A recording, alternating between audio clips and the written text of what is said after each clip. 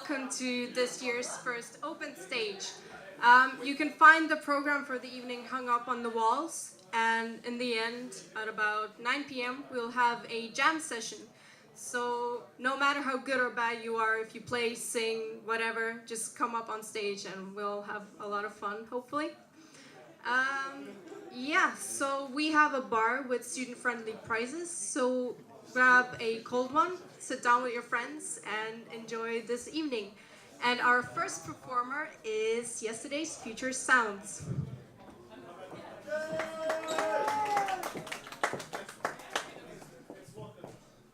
There we go.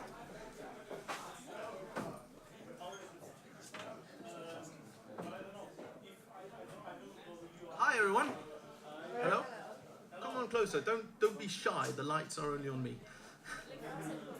Yeah, well, always. Come on. There's a general lack of seating arrangements in this house today. Sorry about that. We have floor. Yeah, we have floor. That's right. There's plenty of it. So, Yeah. I mean, come on closer. We did Michael, you know who I am. Just because of you're right there. Thank you very much. Yeah. So yesterday's Future Sounds is what I call myself when I am making electronic music. Like 10 years ago, I bumped in the program called Fruity Loops. Some of you might know it.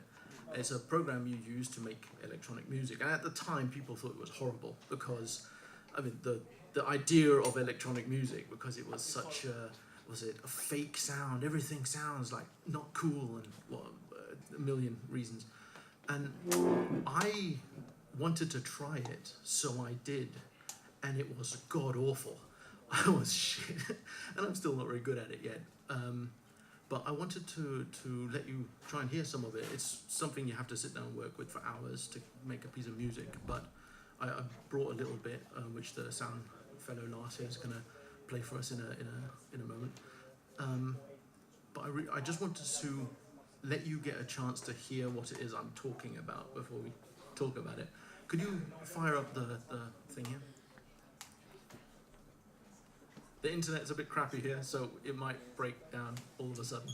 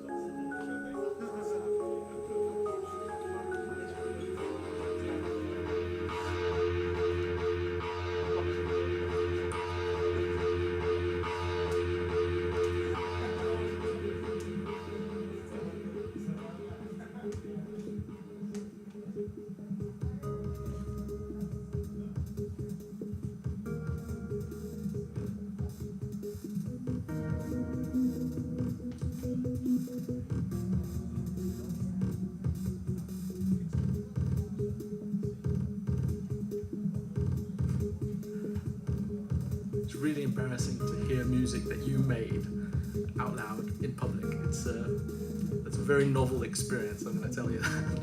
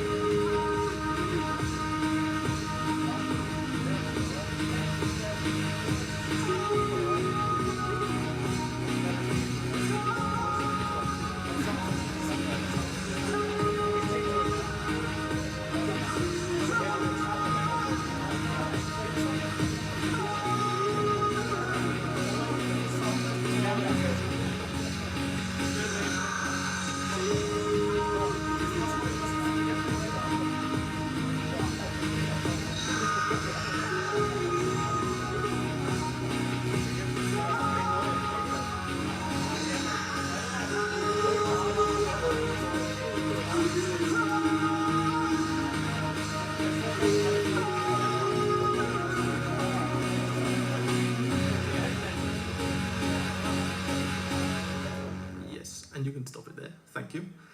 So this was like, as I say, 10 years ago I did this. And I got one of my friends to like mix my voice so it sounded like really nice and high pitched and cute and whatnot.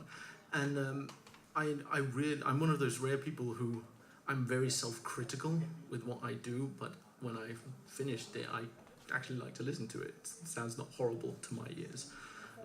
This is strange. But I wanted to talk to you about something else as well. Would you like to see my instrument of sheer terror? Yes. Yes?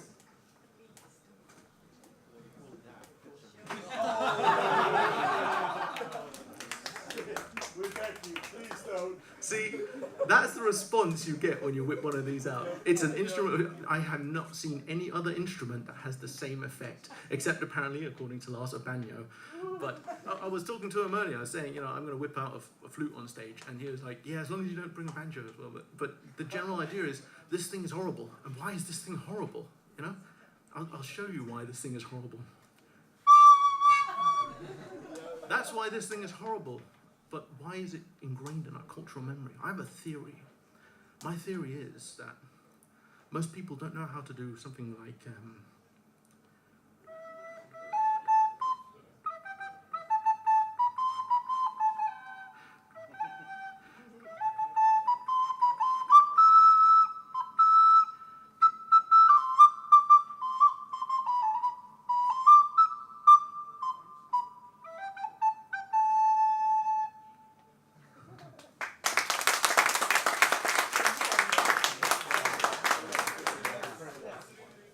we all had this thing in our hands. Everyone in Denmark, at least, all had one of these in their hands at one point. And it sounded god-awful. And we remember it sounding god-awful. And that was because we were kids and we hadn't used hours and hours and hours of practice on learning how to play it. Like many of the very talented people here today have used hours and hours and hours to learn how to play their guitar or sing or drums or any one of multitudes of instruments. And I hypothesize likewise, electronic music is really hard to make, turns out. It takes hours of practice, and I guess just like this thing scares people a little bit, electronic music likewise in the background of our head, kind of, because it's something we can't do ourselves, we don't want to touch it. But with lots of practice, you can actually get quite good at something, be it learn how to do like whatever you want, a dubstep or super house party music, or play a guitar or play a flute.